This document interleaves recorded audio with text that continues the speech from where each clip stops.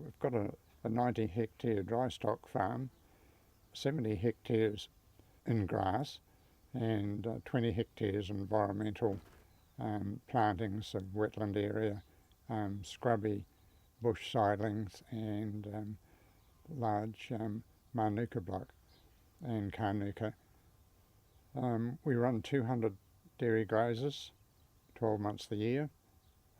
In 1st of December, 120 dairy calves come into the scene, and before that 250 Frisian bull calves have been reared, and most of them have gone by the 1st of December. We work an all grass system. In the spring, the 250 Frisian bull calves take up all the surplus grass, so we don't have surplus grass there to make silage, but we find our winters here very mild, and all the heifers have gone home in the 1st of May, and we only have the yearlings on from 1st of May on through the winter. Yeah, I really enjoy the calf rearing. Barry does most of the heavy lifting when it comes to picking them up. We were picking them up from 7 different farms this year in the area, and we reared 250. We only had inside room for 140, so when they were all full up, we had to panic and put up shelters around the farm and put covers on some, and try and get them outside. Now we wean them off milk at about 65 kilos, and then wean them all together at 100 kilos of meal. Initially, with our environmental work, we had one particular big problem, and that was facial eczema on this farm. Is extremely high eczema counts during the summer, and as soon as we start putting zinc in the water troughs, all the animals disappear into the swamps and little streams and wetland areas. So to control that, we quickly had to start fencing to keep the animals out of there. One of the big problems with our wetland area was it was all covered in willows, and we've been slowly working at them through poisoning. We also, in the wetland areas, the previous owners had put in duck ponds, and they were used as watering holes.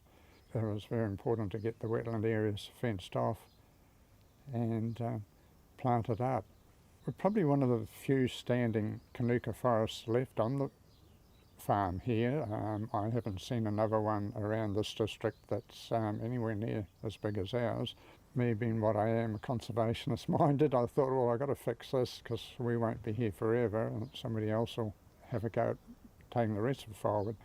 So we've retired all that into conservation area with a lot of plantings of natives amongst it as well.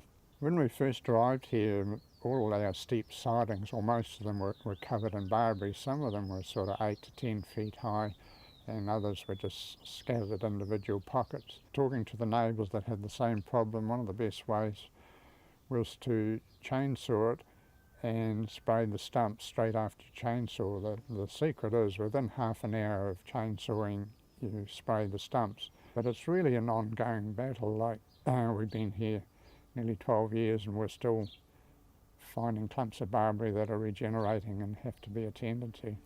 One of the first things I did, because of the steepness of the farm, was to contour fence the whole farm and reduce the size of the mobs. When you've got big paddocks, of course you have big size mobs, so by fencing and watering every paddock you can reduce the size number down to sort of up to 75 animals is probably maximum size, and we find the sidings don't erode with all the trekking of the animals.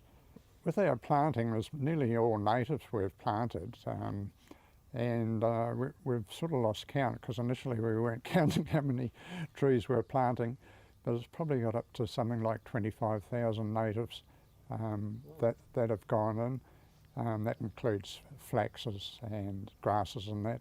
Yeah, there's a big list of them. Some we've bought ourselves, like kauri, totara, rimu, pahutakawa, nikau, but with environmental BOP they've supplied a lot of others. Yeah, we've been very fortunate with environmental BOP. The guys in there are absolutely fantastic help to our what we're trying to do. Very helpful with releasing of what sort of sprays and that we need to use, the type of trees and this sort of thing.